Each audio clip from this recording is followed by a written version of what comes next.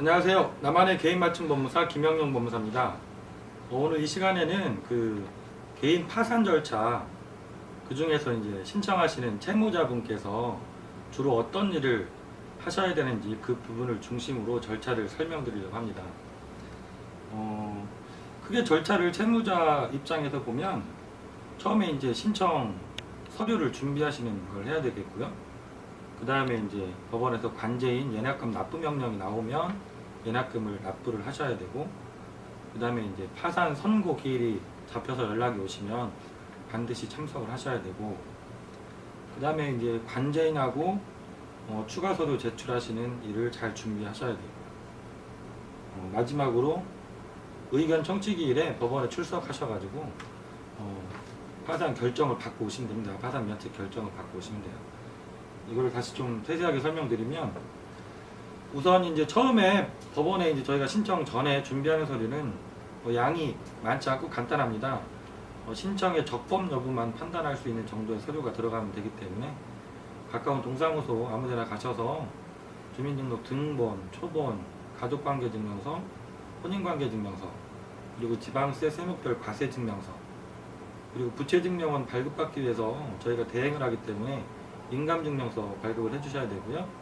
그 다음에 주거지 자료로 월세계약서 같은 임대차 계약서를 준비해 주시면 되고, 진술서죠. 채무 증대경위서, 내가 왜 채무가 많이 발생하게 됐는지 거기에 대한 사유를 기재하는 걸 준비해 주시면 됩니다. 이렇게 서류를 준비해서 일주일이면 접수가 가능하고요. 그 다음에 이제 접수하고 나서 법원에서 이제 적법 여부를 판단하신 다음에 그 다음 오는 것이 이제 파산 관제인 선임을 하겠다고 그 연약금 납부 명령서가 오세요. 통상 30만 원 납부하라고 명령서가 오시고, 그거를 이제 신한은행에 이제 납부하시고 법원에 영수증을 제출하면 되고요. 그리고 나면 법원에서 이제 관제인 사무실에서 보름 정도 안으로 해서 파산 선고 기일이 잡혀서 출석하라고 연락이 오십니다. 이날을 출석하시면 되고, 좀 이렇게 친절한 관제인 사무실 같은 경우는 이렇게 문자로도 자세하게 내용을 적어서 보내주세요. 여기 보시면 오는 날 꼭 신분증 가지고 출석을 하셔야 되고, 이날 오시면 파산 결정문과 추가 제출 서류에 대해서 안내를 하고 배부를 하거든요. 이거를 받아 오시면 되는 겁니다.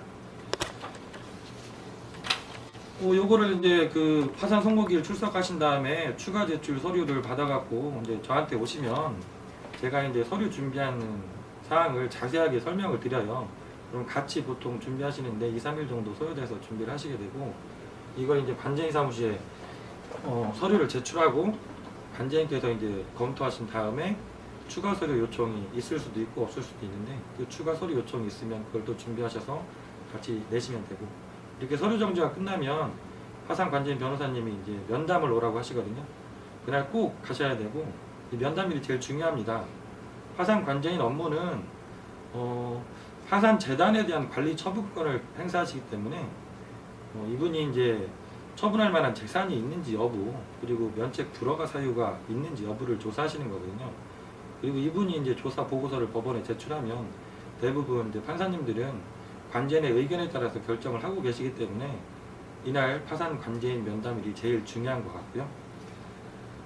그 다음에 이제 이렇게 이제 관제인 면담까지 끝나시면 파산 관제인께서 법원에 조사 보고서를 제출하게 되시고, 마지막으로 이제 의견 청취 기일이 있는데 이날은 반드시 또 참석하셔서 판사님과 파산 관제인 변호사님 그리고 이제 신청 채무자가 같이 면담을 간단하게 하시면 한 보름 정도 후면 면책 결정 통보가 오고 이걸로 절차가 종료가 됩니다.